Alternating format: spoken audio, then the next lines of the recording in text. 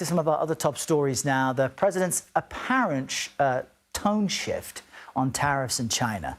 For more on this, let's bring in CBS News senior White House reporter and political correspondent Ed O'Keefe. Ed, good morning to you.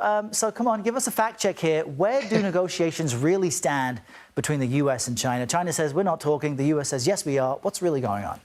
It's a good question, but I think you nailed it there with tone shift, because that appears to be mostly what this is. The U.S. claiming, the president claiming, that the United States and China are in frequent collaboration daily, he said, on trade issues. China this morning says, no, that's not the case, and said in part that if the U.S. wants to resolve this, they've got to end the tariffs. And that is not the plan. The White House making clear yesterday through the Treasury Secretary and the Press Secretary that there will not be unilateral stand down or drawdown of these tariffs. China's got to give something as well.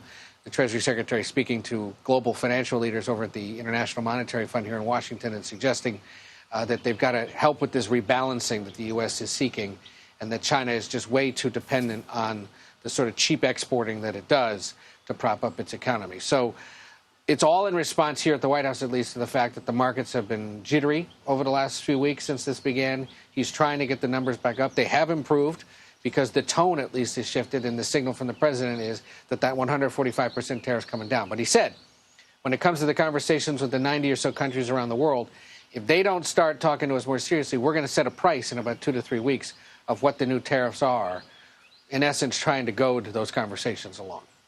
Interesting. And on a separate topic, we know that CBS News has been issuing some reporting on Defense Secretary Pete Hegseth. He's facing a bit of backlash now for what appears to be a makeup studio at the Pentagon that he's had installed. Not sure how that achieves his goal of strengthening the U.S. military, but what can you tell us about that and what the White House is saying about it? Or cutting costs, for that matter. The Defense Secretary apparently authorized or approved plans to revamp a room next to the press briefing room there and turn it into more of a robust makeup studio setting. Cost several $1,000s, according to our Jennifer Jacobs and Ellie Watson. And the Defense Secretary himself denied this in a tweet yesterday, saying it's not true, which should signal that it clearly hit a nerve, because why would the Defense Secretary be taking time out of his busy schedule to do so? It is not uncommon for government buildings here in Washington to make accommodations for television production, either have a small studio and potentially a small makeup place for either the Secretary or other senior officials who join various networks or entities at times. And this, of course, is a very TV-friendly and focused administration with a lot of focus on looking presentable for television. That was a big requirement for the president as he laid out his cabinet.